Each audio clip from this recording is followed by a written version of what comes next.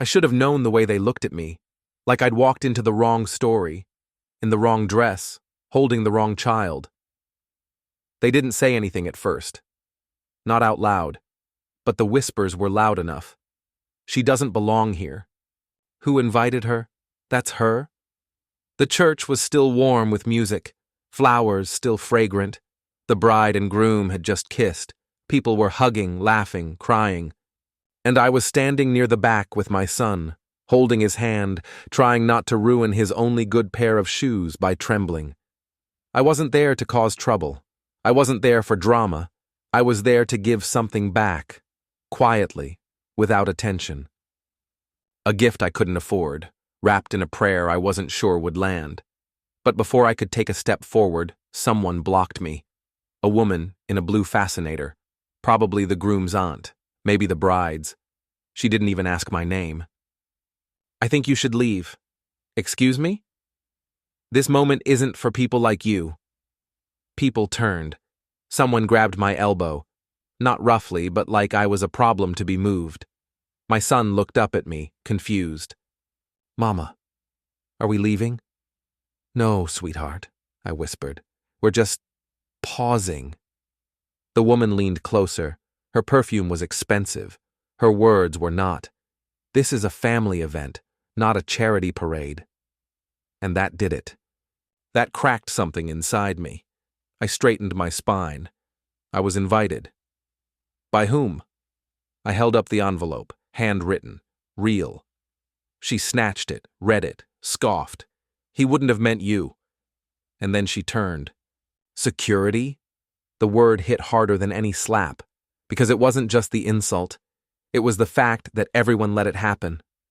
I should have left, but I didn't, because the little boy next to me needed to see something else.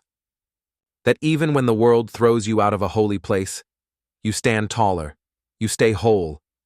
That's when I heard the voice, deep, calm, unmistakably powerful. Actually, she's staying. Everyone turned, including her, and me, and the boy holding my hand, because the man walking toward us was the reason they were all pretending to be important, and the way he looked at me made the whole church forget who they were supposed to worship. We didn't speak again for weeks, but I remembered him every time I put sugar in my coffee, every time my son laughed, without looking over his shoulder to see who disapproved, every time I passed a church and didn't flinch. People said what they always do. You're lucky he was there. What are the chances? You should thank him properly. But luck didn't hand me that moment. Kindness did. The kind you give without expecting anything back, and the kind that somehow comes back when you least expect it. He didn't make promises, didn't write checks. He just reminded a room full of glass people what real strength looks like. Not the kind with power, the kind with grace, the kind that keeps standing even when the doors close in your face. Months later, I got a letter. No return address, just a note. The board approved your proposal. The center is yours to lead. Build it the way you live, quietly, with meaning. And beneath it, one word, Christopher. He never asked me to be grateful, but I am. Not just for what he gave, for what he didn't take, my dignity, my voice, my place in the room. And the boy who once watched me walk alone, he now walks beside me, head up, hand in mine.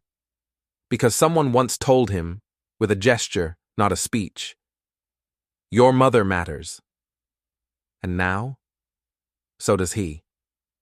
We arrived early. I always do. It gives me time to breathe before people realize I don't fit. The church doors were already open, candles lit, ushers moving fast like they were afraid of being seen still. I carried the gift in one hand, held my son's in the other. We wore our best, which still looked like someone else's acceptable. No one greeted us. No one said, welcome, or we're glad you came. Just glances, some tight smiles, the kind that say, we'll tolerate you for now. A woman at the pews checked my envelope like it was forged. Name? Elena Rosas. +1? My son. She looked down at him, not with affection, with calculation, then handed me a program like it was heavy with disappointment. The bride's side was dressed in cream and gold, the groom's in navy and silver. I wore burgundy, not planned, just what I had. And suddenly I knew I wasn't just uninvited in spirit, I was a clashing color in their perfect palette. We sat near the back. I told my son we were going to watch a happy day. I didn't tell him it was a hard one too. People turned, some whispered, others whispered louder. That's her. The girl he got pregnant back in college. I didn't know she'd show up. She should have stayed home. A young woman, too polished to be kind, leaned down and said, "Sweetheart, the kids' area is outside." "He's staying with me," I said, calm. "Of course," she smiled, thin and sharp. "For now." Then came the worst part. Marcus entered from a side room, full tux, clean-shaven, calm. He looked exactly like he used to, and nothing like the man who walked away. He didn't see us. Or maybe he did, and chose not to. I don't know which hurt more. My son whispered, "Is that?" "Yes," I said. "He looks nervous." I almost laughed. The doors closed behind us, and just like that I knew what this was. Not a wedding, a funeral. For the version of me who thought he might still care. The ceremony ended in applause, people stood, the couple kissed again, the music swelled. I stayed seated, so did my son. I didn't want to make a scene, but it came to me anyway. As guests began moving down the aisle, a woman brushed past me too close, her perfume sharp, her smile sharper. "You're still here?" I didn't answer, but she wasn't alone. Another woman joined her, then another. And suddenly, I wasn't just invisible. I was in the way. "We're trying to get family photos," one said. "You weren't on the list," said another. "Some of us worked really hard to make this day perfect." Still, I didn't move. Because I hadn't done anything wrong. I came to witness something, to show my son that he mattered, that his father mattered, even if no one else thought so. Then someone grabbed my arm, not hard, but enough. Enough for my son to look up and say, "Mama?" "You need to leave," a man said. He was older, tall, navy suit, wedding planner maybe, or family, didn't matter. He didn't look me in the eye, just held his palm toward the door. Why? Because this day is for people who belong. That's when the bride walked past. She saw me, really saw me, and for a second, I thought I saw something. Guilt, maybe. Recognition. But then she looked away, like I was a scratch on a mirror. Like if she ignored me long enough, I'd disappear. So I stood, held my son's hand, and turned toward the exit, and the whispers followed. That's when I heard the footsteps behind me, fast, heavy. A voice, calm but firm, cut through the murmurs. "Excuse me, but where exactly do you think she's going?" I turned, and so did everyone else. And when they saw him, they stopped breathing. Because the man who stepped forward wasn't just a guest. He was the man they were all there to impress. My name is Elena. And no, I wasn't always the woman people whispered about. I wasn't always the one in the second-hand dress, clutching my son like a shield. Once upon a time, I was just a girl in love. With him, the groom. His name was Marcus. And back then, he wasn't wearing custom suits or shaking hands with governors. He was working 2 jobs and fixing his mother's water heater on weekends. And I loved him. Not for what he had, because we didn't have much. But for the way he looked at me like I was more than the mess I came from. I got pregnant in the 2nd year of our relationship. We were scared, sure. But he swore we'd figure it out. He even held my belly one night and whispered, "It's the best accident of my life." But accidents are easy to love in private. It's what happens after that tests a man. His family never accepted me, said I was a liability, said I was using him to climb, that I'd ruined his future, and he didn't defend me the way I thought he would, not in front of them, not when it mattered. They pressured him, offered to clear his student debt if he corrected course, and one day he just left. No warning, no closure. He signed away custody before the baby was born, said it was better for both of us, and then he disappeared into his ambition. For 5 years I didn't see him, not until the wedding invitation arrived, handwritten, from his fiancée. There was no note, no apology, just the time, the place, and my name spelled correctly, for the first time in a long time. I stared at that envelope for 2 whole nights. Then I put on my best dress, packed my son's favorite snacks, and went. Not to be seen, not to make a scene, but because a part of me still hoped that he would look at our child and recognize something, and remember who he used to be. I turned, and the man walking toward us looked like he'd stepped out of a world where people didn't apologize, because they didn't have to. Dark suit, silver cufflinks, presence that made the air hold its breath. "You're not asking her to leave," he said. "You're embarrassing yourselves." The man in the navy suit stammered. I didn't mean—" "You didn't mean to humiliate a woman standing quietly with her child? Or you didn't mean to get caught?" Everyone froze. Someone whispered his name. I already knew it. His face was familiar, from magazines, news articles, charity galas I could never afford to attend. Christopher Vale, the man who donated millions to rebuild the hospital wing, the man whose company kept half the people in the room employed.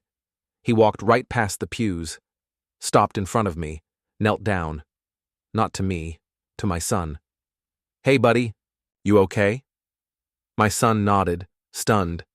Christopher stood again, looked at me, not through me, at me. "Miss Rosas, you don't have to say a word, but if you'd like to stay, you will." I opened my mouth, but nothing came out. He continued, "And if anyone in this room has a problem with that, I suggest they reconsider what kind of people they claim to be." It wasn't just what he said. It was how the silence that followed changed. Not cold anymore, not cruel, just quiet. Like the shame had finally landed where it belonged. The bride's face turned pale. The groom looked like he wanted to be anywhere else. And suddenly, I didn't feel small. I felt seen. Christopher turned to the man in the navy suit. "Walk her out again, and I'll walk you out personally." Then he leaned closer, not loud, just enough. "This woman's worth more than half the board members at your firm." I didn't know what he meant, but it didn't matter. Because for the first time that day, someone stood between me and the judgment, not above me, beside me. After everything settled, someone offered us seats near the front. We declined. Christopher Vale didn't. He sat beside us, not like a guard, like a witness, like someone who didn't need to say, "You matter." He just made space for us like we already did. The reception was a blur. We weren't invited, but neither was the truth, and it showed up anyway. Later, outside the church, where air felt easier to breathe, he asked if he could walk us to our car. I nodded, not because I needed help, but because for once, it felt okay to accept it. "Thank you," I said. "You didn't have to do that." "I know," he said. "That's exactly why I did." We paused at the edge of the parking lot. He looked at my son, then at me. "You don't remember me, do you?" I froze. Should I? He smiled, a little sad. "You helped me once, years ago." He told me a story I'd forgotten, because for me it was just another hard day. He said he was younger, broken, sitting on a bench outside a clinic. I passed by, pushed a coffee into his hand, told him, "You look like you need someone to believe in you. So, I will." And I left. "That was the week I almost gave up on my company," he said. on myself. And then a stranger handed me kindness like it cost her nothing. But I knew it did. I didn't remember, but he did. Enough to remember my name. Enough to recognize me even in a different dress, with a son beside me, in a room that didn't want me. People forget moments, he said, but they never forget who made them feel seen. You saw me before I became someone. He paused. Now it's my turn. My son tugged at my hand. Mama, is he your friend? Christopher smiled. I hope so. And somehow,